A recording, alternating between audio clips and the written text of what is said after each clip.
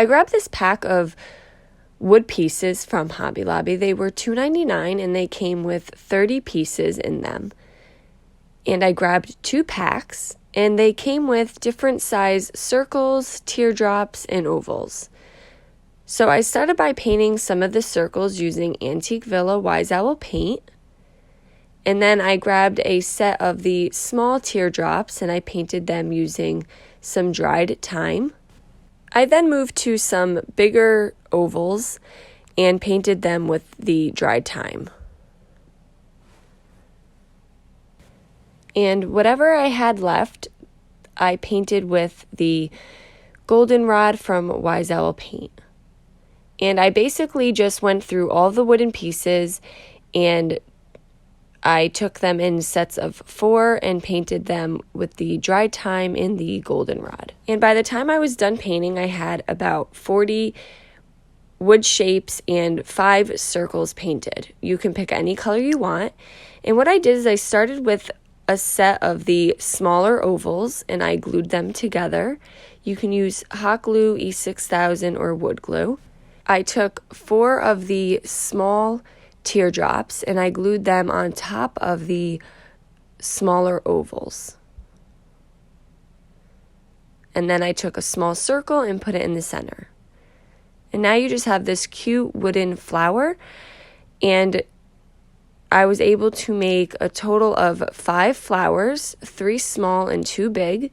So then for my second one, I took 2 bigger ovals, 4 bigger teardrops, glued them on top.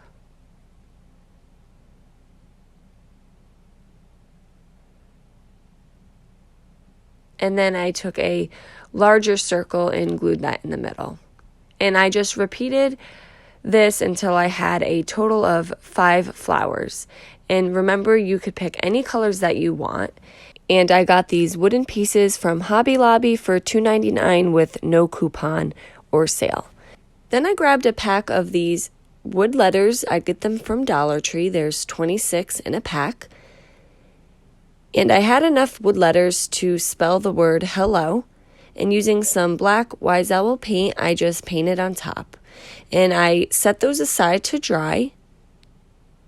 I went back to my wood flowers and using a piece of jute, I glued the flowers going down the jute, not in a straight line, but they were staggered.